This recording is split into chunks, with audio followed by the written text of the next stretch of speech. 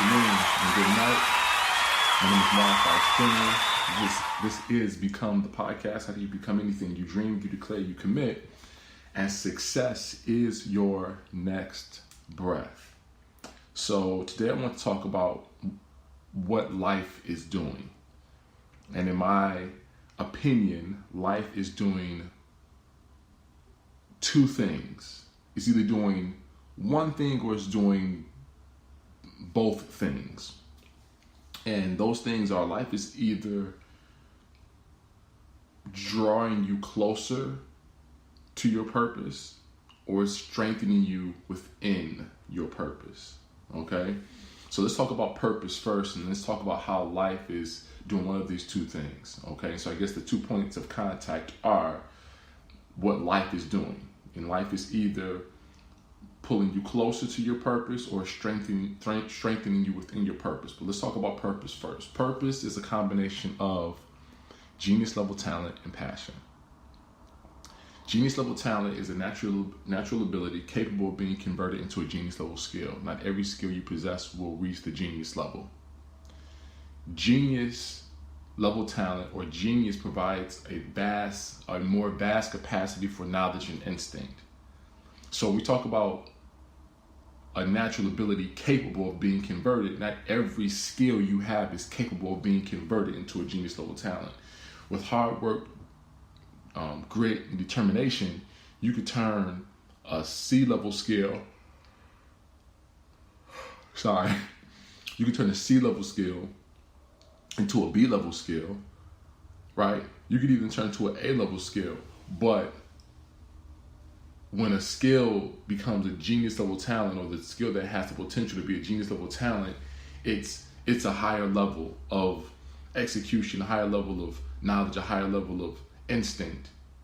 Like there's somebody out there who is studying medicine, and because they are a hard worker, because they always want to be in medicine, because maybe they may have been exposed to people in the medical field, whether it's doctors, nursing, they have somebody in their family who's done, involved in medicine. They grew up with good study habits. There's a whole host of things that we can consider as contacts, right? That has made it in that person's mind, has made it possible that for them to be in medicine, right? And so they work really hard. They study really hard, and because they're a pretty good student, to begin with, they end up being in the medical field, right? And they've earned it. They've earned it with hard work, grit, and determination, with discipline. They've earned the right to be in the medical field, right? But they might be sitting next to somebody who's an actual genius, who was actually hardwired and engineered to be in the medical field, to be a doctor. You know what I'm saying? And their genius, the genius separates them, while the other person is operating off of sheer knowledge, just sheer knowledge and sheer hard work, right? This other person is operating with the same knowledge, but their instincts are stronger. So there's that moment when the person with the knowledge can only go so far. But the person with the instincts, that's when that person's like, I'm not for sure. I've exhausted my knowledge, but I just got this feeling that if we just move a little bit to the right, we're gonna find something here. If you move a little bit to the left, we're gonna find something here. I know that we've exhausted the potentials for why this patient is suffering from these symptoms, but I think my gut tells me, and then that person is right. And then the person that has the knowledge, the person who works hard, could never ever figure that out, because their knowledge is one thing. They've worked really hard to learn everything that the book tells them. But the person that understands instinct, or the person that has a higher level of instinct, that person is able to connect the dots in ways that the person with knowledge cannot. And so with that being said, you can go very far with hard work. But at some point, you're going to run across somebody who's gifted in their knowledge is not only infinite, or their capacity to retain knowledge is not only infinite, but their instinct has incredible feel. And it too is infinite. And because of that, you see the difference between the person who works really hard to get where they are and the person who has not only the knowledge and the hard work, but also they have the instinct. And that's where the separation happens. And you show me anybody who's incredibly successful at what they do, and I'll show you somebody who's not only incredibly intelligent, but somebody who has amazing feel. So not every skill that we have will reach the genius level. Now we all have, I think, 2 or 3 genius level talents that sometimes they get shown to us in different parts of our life. And then it depends on how quickly can we recognize our genius level talent, and then how quickly we are willing to invest in it. I was having a conversation with someone, and we were talking about Michael Jackson. And I said, what's crazy is there's footage of Michael Jackson as early as 6 imitating James Brown and being the lead singer for his brothers. And he said it's funny because at age 6, Michael Jackson not only knew he wanted to be James Brown and Sammy Davis Jr., but he knew he could do it. I'm gonna say this again. He not only knew at age 6 he wanted to be James Brown and Sammy Davis Jr., but at age 6 he knew he could do it, and he knew that if he would pursue it, it was only a matter of time before he would become that, if not bigger, at age 6. So a big part of, and there's a lot of context. When you watch, he's got brothers that are in the music business. His father's in the music business. He grows up watching his brothers dance, and they got all these choreographed dance routines. And then their music, singing, people playing the drums and the guitar and the piano, and people are singing and dancing and harmonizing. And if you grow up in that, it's going to have an impact on what you think you can do at an early age. My son right now, I have a son, he's 2, he hoops all the time. He wants to shoot, and I've seen him run up to his Fisher Price hoop and dunk. But he does it because basketball is always on the television. His bigger brother always plays. So it's only natural that he would see this, he would already recognize this world and already start putting together different movements, and it would start, and his imagination would start exemplifying, his imagination would start responding to his environment. But when we go back to genius level talent, that's the key. How quickly can you recognize it? 1, and 2, how quickly will you accept it? And then 3, how quickly will you start investing in it? That's always the challenge. Some of us don't figure that out for a long time. But we all have a genius level talent, and we all have a skill that provides us with an infinite capacity for knowledge and instinct. The second thing is passion. What's the one thing that you would do for the rest of your life to benefit all of humanity? Now, it's not about you. So it's not about what do you want to do? Because you may want to go to Miami, go to the beach and sip margaritas all day and dance at the night and whatever else. Like, you may do want to do something that feels good, but does it benefit anybody else? And you might be saying, well, it benefits me if I'm out of my business, then I ain't, I'm not in anybody else's business, so it benefits me if I'm not talking about that. Like, what do you love to do that you could use to help humanity? And whatever that is, that's your passion. Another way that I phrase it sometimes is, what do you love doing so much that you would do it even if you knew you were going to lose?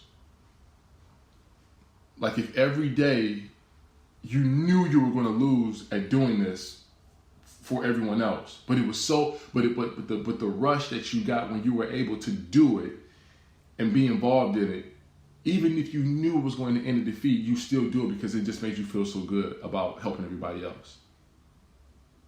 That's your passion. So now once you have your genius level talent and you have your passion, you combine those things, that's what you're put on earth to do, because now you're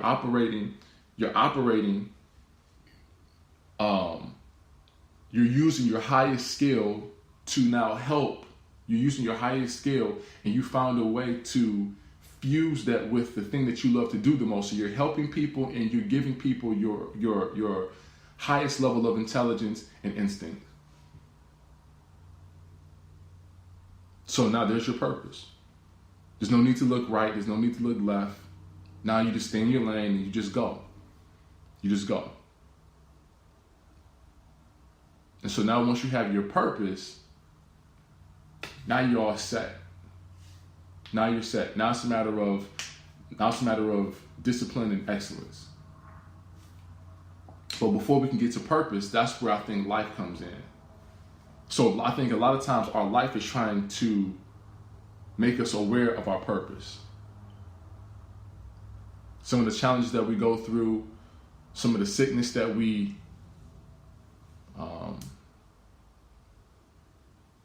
I don't know how you say the sickness. Some of the sicknesses that we develop, some of the challenges that we go through, some of the experiences that, we encounter.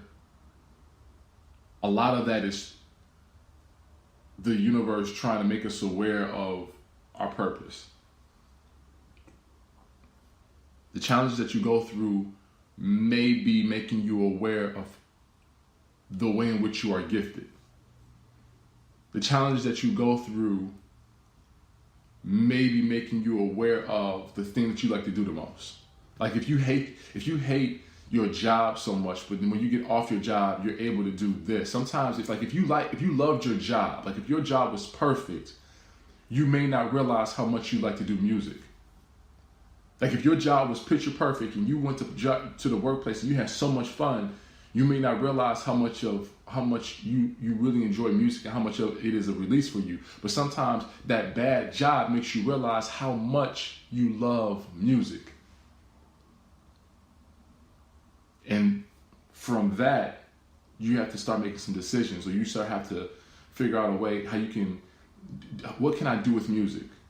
And music may not be getting on the stage and singing in front of millions, but it might be something that you can do in music that might help people.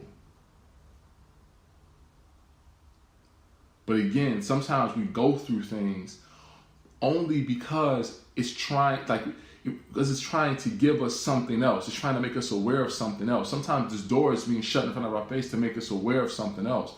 I was talking about a brother named Inky Johnson. And Inky Johnson was a football player for Tennessee. And his football career got taken from him from a devastating hit that left his right arm paralyzed.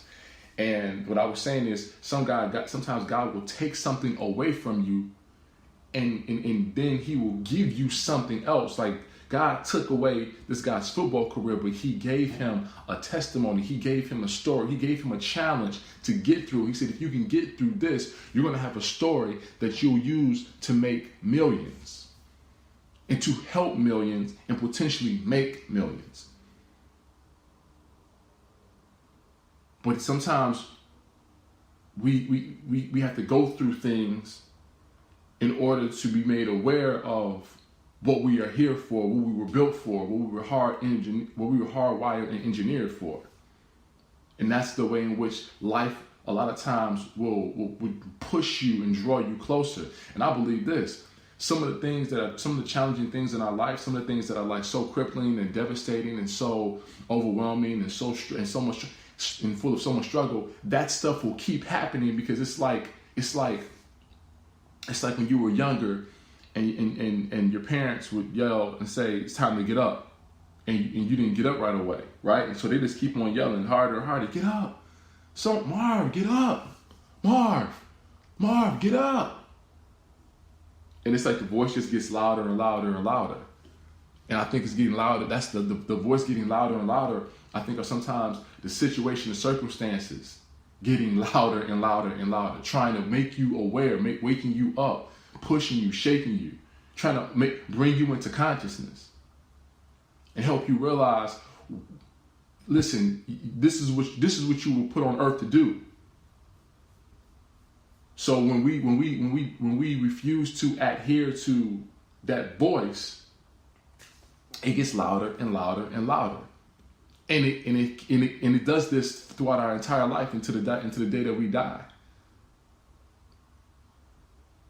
And some of us ignore it, and when we ignore it, it gets louder.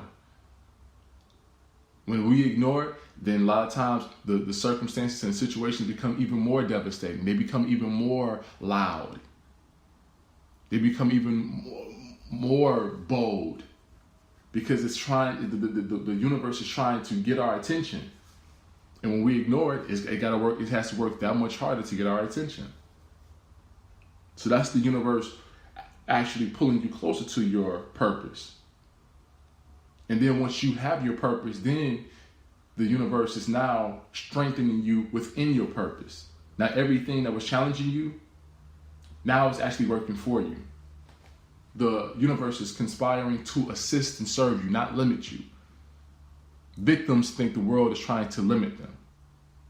Victors know that the world is working to strengthen them.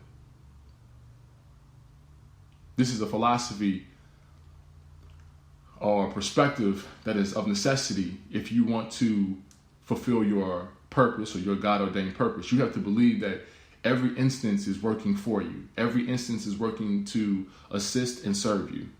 Everything is actually, every day, every second, every moment of your life is now working in your advantage. And once you start walking through life looking at everybody as though they are here for your development, it reduces the angst and the stress and the anger. Not saying that you still won't get mad and frustrated. You're human, right?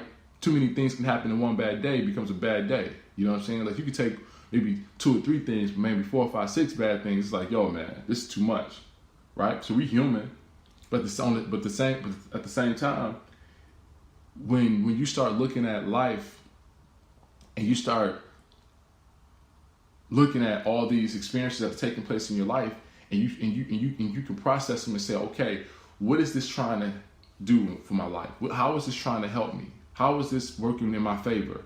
When you start looking at life through that lens, you forget that you're supposed to be mad. You forget that you're supposed to be stressed out. You forget that you're supposed to be anxious and you're overwhelmed. You forget because you're not concerned with what it's doing to you. You're concerned with how am I supposed to be learning? What can I learn from the moment? That's, man, when you stop worrying about what it is doing, what it's doing to you, but when you start thinking about what is it doing for me? What is this moment doing for me? Not what is it doing to me? Not how is it limiting me? But what is it doing for me? What is it doing for me? That's when everything changes. That's when everything changes. And all of a sudden, you start looking at your obstacles and your adversity as an advantage. And that's how life strengthens you within your purpose. So I want to do this. I want to make this one a quick one. So I'll end it there. But life is doing one of 2 things, right? If you know what your purpose is, life is strengthening you within your purpose. And if you don't know what your purpose is, life is not only strengthening, it's drawing you closer to your purpose. And then once you're in your purpose, it's then strengthening you within your purpose. So life is never going to stop. Life is going to keep happening. Life is going to keep happening. And adversity is a necessary evil. Because if everything was perfect, we'd have no room to grow. We have nothing to fight for. We have nothing to challenge us. We have no resistance to put on our chest to help our chest and our arms get stronger. We'd have no resistance to put on our shoulders to make our legs get stronger. Without resistance, you can't get stronger. Without resistance, you can't stronger. If you get on the weight bench and you have no bar, you just pump your arms up, back, up and down like you're lifting a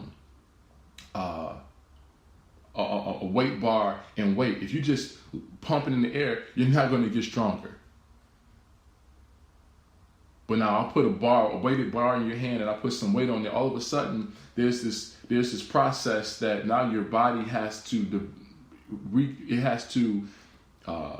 it has to get stronger. It has to go through some sort of physiological process in which it develops more muscle fibers so that it can now handle the weight and adjust. Your body is forced to adjust. Your bones are forced to adjust. But without that resistance, our body doesn't have to adjust. So adversity in life is a necessary evil for us all to adjust. It's not going to stop. It's not going to stop. So with that being said, since it's not going to stop, you need a process to deal with the reality that life is not going to stop. There might be moments where you might be chill, might be easy, but at some point you're going to get challenged by something. So when you get hit with something, you're asking the question, what is this moment trying to teach me? What is this moment trying to show me? Is it trying to show me my purpose? Is it trying to show me how good I am at something? Cool, let me figure that out. And then once I figure out what I'm good at, now I have to figure out how is this moment trying to strengthen me to become even better at what I'm good at. Is it easy? Absolutely not. Is it possible? Absolutely. With that being said, greatness lives on the edge of death. I'm not afraid to die. I will fight for my dreams. I will celebrate my dreams, and I will die for my dreams. Thoughts are things, and everything starts off as a thought first and springs from a place of mindfulness and clarity.